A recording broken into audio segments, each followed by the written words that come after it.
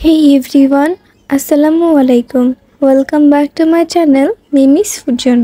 আশা করছি আপনারা সকলে ভালো আছেন।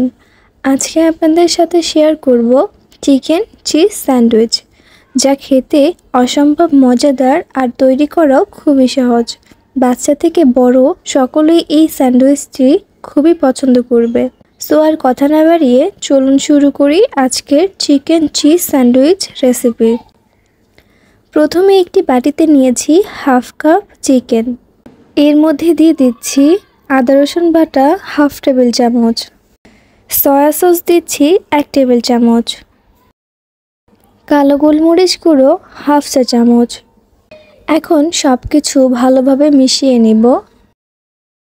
এবার একটি কড়াইয়ে দিয়ে দিচ্ছি 1 টেবিল চামচ বাটার, দিচ্ছি ম্যারিনেট করে রাখা চিকেন। এবার ভালো করে 5 থেকে 6 মিনিট পর্যন্ত ভেজে নেব। আমি এখানে চিকেনের বড় টুকরোগুলো খুন্তির সাহায্যে ছোট ছোট টুকরো করে নিচ্ছি। চিকেনটা ভাজা হয়ে গেলে এর মধ্যে দিয়ে দিচ্ছি সবুজ ও লাল ক্যাপসিকাম 1/3 কাপ। আপনারা এখানে যে কোনো রঙের ক্যাপসিকাম ব্যবহার করতে পারবেন। বাসায় অ্যাভেলেবেল না থাকলে স্কিপও করতে পারবেন। এখন দিয়ে দিচ্ছি পেঁয়াজ কুচি 3 টেবিল চামচ। পেঁয়াজটা নরম হয়ে এলে চুলা থেকে নামিয়ে নিতে হবে। এখন আমি 2 টুকরো ব্রেড পিস নিয়েছি। আমি ব্রেডটির এক পাশে টমেটো সস লাগিয়ে নিচ্ছি 1 টেবিল চামচ এবং অপর পাশে মেয়োনিজ লাগিয়ে নিচ্ছি 1 টেবিল চামচ। ভেজে রাখা চিকেন আর ক্যাপসিকামের পুরটা দিয়ে দিচ্ছি। আপনারা আপনাদের পছন্দ মতো চিকেনের পুর বাড়িয়ে বা কমিয়েও নিতে পারবেন। এখন আমি মজরেলা চিজ দিয়ে দিচ্ছি। আপনারা আপনাদের স্বাদ মতো বাড়িয়ে বা কমিয়ে দিবেন। এরপর একটি ফ্রাইং প্যানে দিয়ে দিচ্ছি 1 টেবিল চামচ বাটার। বাটারটা মেল্ট হয়ে গেলে স্যান্ডউইচটা দিয়ে দিব।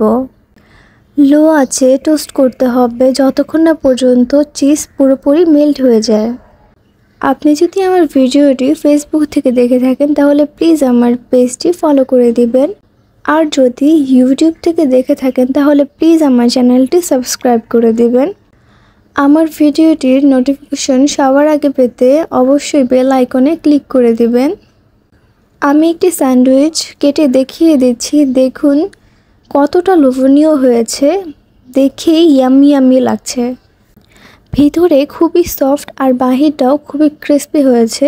খেতে তো দারুণ মজা। আশা করছি আমার রেসিপিটি আপনাদের কাছে ভালো লেগেছে। ভালো লেগে থাকলে অবশ্যই একটি লাইক দেবেন আর কমেন্ট করে জানাবেন আপনাদের কাছে কেমন লেগেছে।